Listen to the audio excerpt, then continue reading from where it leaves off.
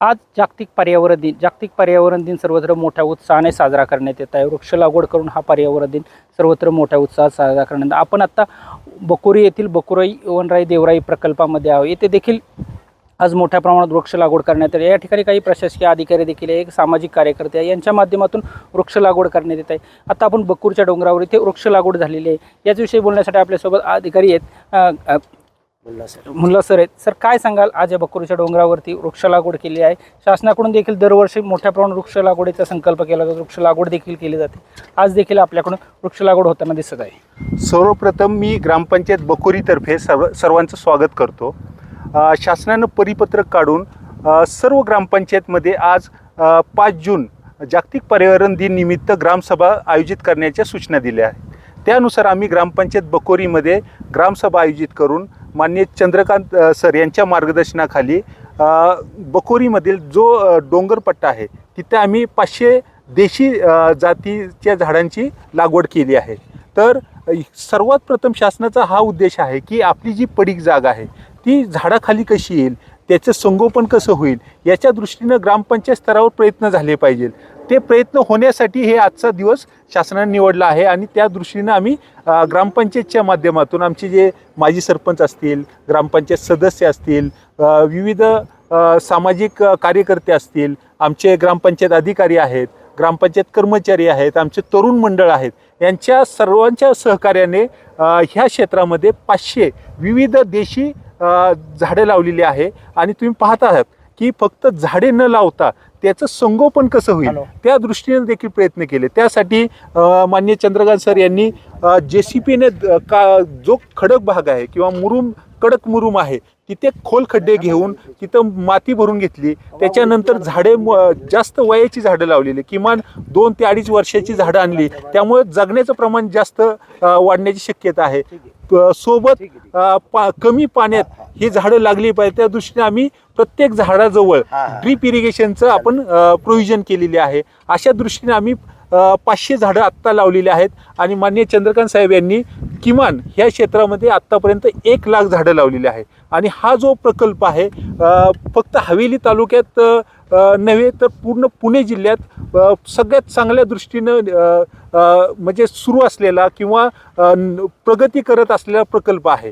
आणि विशेष म्हणजे पुणे शहराच्या जवळ असलेल्या ह्या गावात अशी लोक पुढे येतात आणि जे काय ओसाड झालेली आपली जमीन आहे किंवा आपला डोंगरपट्टा आहे तिथं झाडं लावण्यासाठी स्वतःहून पुढे येतात आणि ग्रामपंचायतच्या माध्यमातून ग्रामपंचायत पदाधिकारी युवक त्यांना मदतीला येतात. ही फार मोठी अचीवमेंट आहे. नक्कीच दरवर्षी प्रशासनाकडून मोठ्या प्रमाणात वृक्ष लागवड केली जाते, पण वृक्ष संवर्धनासाठी किंवा त्या वृक्षांचे जतन करण्यासाठी प्रशासनाकडून काळजी घेतली जात नाही. हे देखील एक शोकांतिका आहे. याविषयी काय सांगा? शासनानं त्यासाठी वेगवेगळ्या स्कीम केलेल्या आहेत.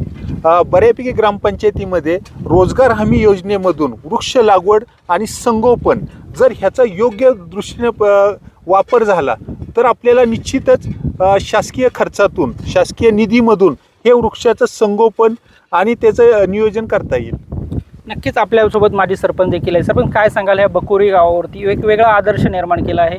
1000 वृक्ष जवळ 1 लाख वृक्ष लागवड या डोंगरावरती केला आहे. तुमच्याच गावचा आदर्श इतर गावांनी घ्यावा असं तुम्हाला वाटतं किंवा काय करावं लागेल वृक्ष संवर्धनासाठी? नाही, प्रत्येक गावामध्ये भरपूर प्रमाणात असं गायरानाचे क्षेत्र निर्माण झाले, म्हणजे हे पडलेलं आहे. त्याच्यावर नक्कीच आमच्या चेअरमनने जशा पद्धतीने झाडं लावण्याचं जे धाडस दाखवून आत्तापर्यंत गेली 5-7 वर्ष ते याच्यावरती काम करतायत आणि बऱ्याच त्यांनी जवळजवळ 70% झाडांचे संगोपनही करतायत ते.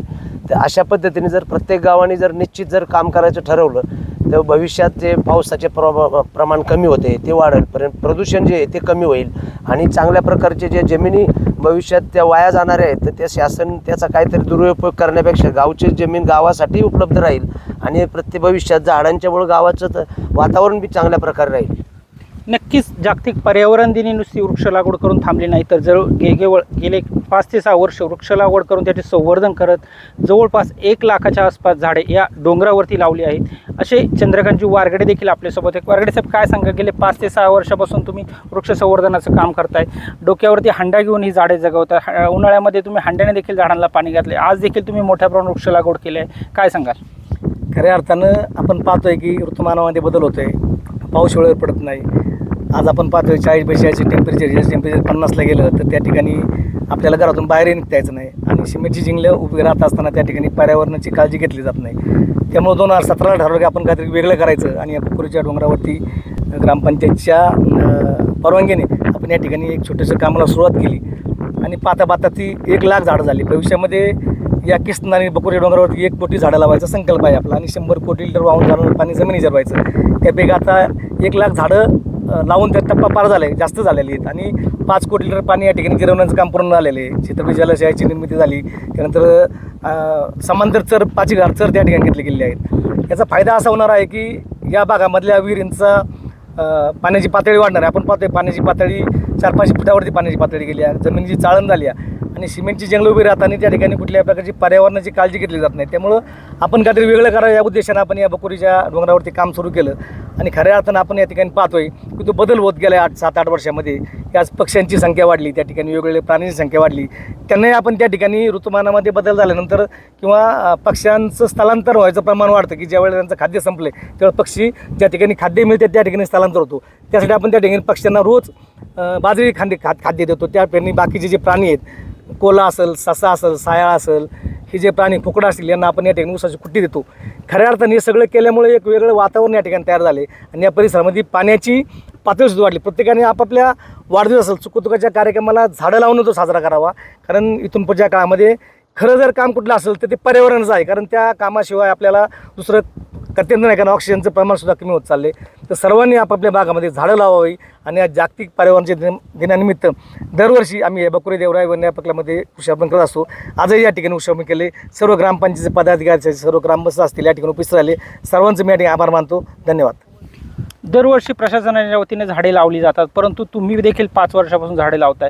प्रशासनाची जी झाडे लावतात ती कुठे जगताना दिसत आहे, परंतु तुम्ही संवर्धन करून झाडे जगवली आहेत. तुमच्यात आणि प्रशासनात काय फरक आहे?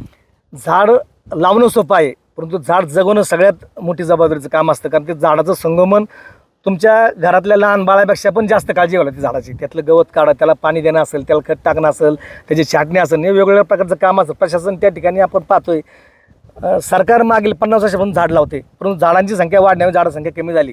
याचा अर्थ त्यामध्ये फक्त खड्डा आणि ते झाड अशा प्रकारची परिस्थिती निर्माण होते. ते काम न करता आपण या ठिकाणी 90% माझ्याकडे झाडं, 90-95% झाडं जिवंत आहेत. हे खरं काम आहे आणि आपण ज्यावेळेला जबाबदारीने एखादं काम हातात घेतो ते काम पूर्ण जाण्यासाठी आपण काम करतो, प्रयत्न करतो. ते सरकारच्या माध्यमातून होत नाही. त्यामुळं माझ्याकडची झाडं जगली जातात. नक्कीच आपल्यासोबत ग्रामविकास अधिकारी देखील आहे. मॅडम, काय सांगाल? तुम्ही देखील आज वृक्ष लागवड केली आहे, हे नागरिकांना काय संदेश द्याल पर्यावरण दिनानिमित्त? नमस्ते. पर्यावरण दिनाच्या प्रथमतः सर्वांना जागतिक पर्यावरण दिनाच्या हार्दिक शुभेच्छा.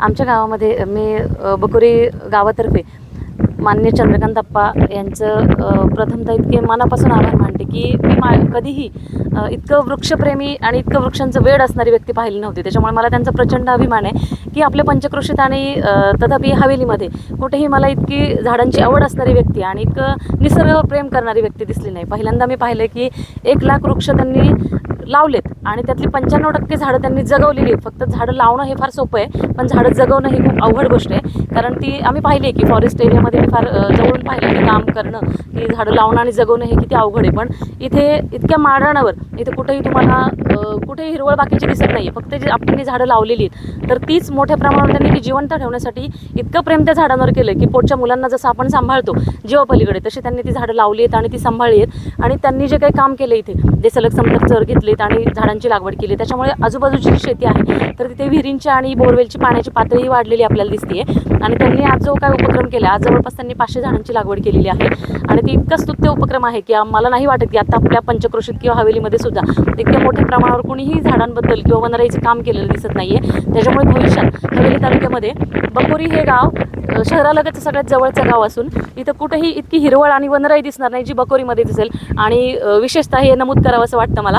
आणि त्यात एक खंतही वाटते की ग्रामपंचायतीने कधीही कुठलंही सहकार्य चंद्रकांत अप्पांना त्या बाबतीत केलेलं नसताना एक व्यक्ती वृक्ष लागवडीसाठी इतके प्रयत्न मनापासून करताना दिसतात आणि त्यांनी स्वतः ती रोपं तयार करून त्याची लागवड इथे करतात आहे आणि त्याची प्रचंड काळजी घेतात आहे. खड्डे खोदण्यापासून त्याला पाणी देणं, ड्रीप, उन्हाळ्यामध्ये टँकरने पाणी पुरवठा करणं, खत घालणं आणि इथे वन्यजीव जे फिरतात आणि त्यांना खाण्यासाठी ते पक्ष्यांसाठी धान्याची व्यवस्था करतात, तर वन्यजीवांना खाद्य देतात आणि पाण्याची टाकी ठिकठिकाणी बसून झाडांची काळजी घेतात की ती झाडं मेली नाही. त्यासाठी ते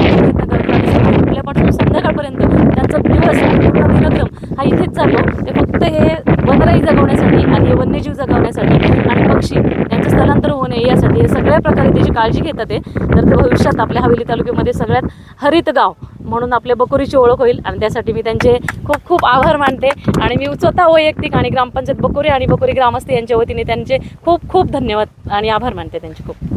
नक्कीच पर्यावरण दिन वृक्ष लागवड करून न राहता त्याचे संवर्धन करण्याचे देखील काम आपण केले पाहिजे, तरच आपण पर्यावरण दिन साजरा केला असे म्हणू शकतो.